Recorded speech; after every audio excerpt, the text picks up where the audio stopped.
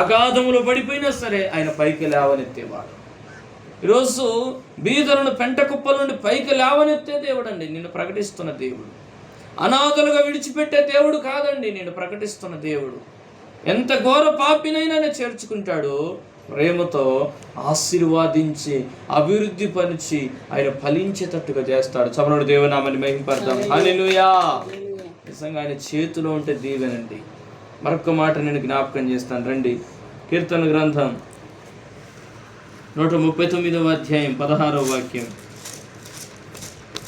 కీర్తన గ్రంథం 139వ అధ్యాయం 16వ వాక్యం.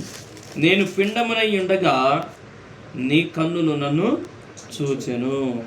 వాస్తవానికి ప్రియులారా, ఒక పిండముగా ఉన్నప్పుడే దేవుని కన్నులు మనల్ని చూశాయి. నియమింపబడిన దినములలో ఒకటైనా కాక మునుపే నా దినములన్నీ నీ గ్రంథములో లిఖితమాయను. ఒక్క రోజు కాకముందే ప్రియులారా మన దినములన్నీ కూడా దేవుడి దగ్గర ఒక గ్రంథములో రాసేసాడు. ఆయన దేవుడు అండి. మన జీవిత చరిత్ర ఆయనకు తెలుసు. ఇంతవరకు ఏం జరిగించామో, ఎలా జీవించబోతున్నాం ఇవన్నీ ఆయనకు తెలుసు. ఆయన బలవంతంగా మనల్ని మార్చేవాడు కాదు, మనకే వదిలిపెట్టాడు. ఆయన బలవంతంగా మనసు మార్చేసి, బలవంతంగా ఆయన తలంపులు మార్చేసి, బలవంతంగా ఆయన దగ్గర ఆయన ఒక మాట చెప్తే చాలండి ఎంతమంది మారండి? మారిపోతారా లేదా?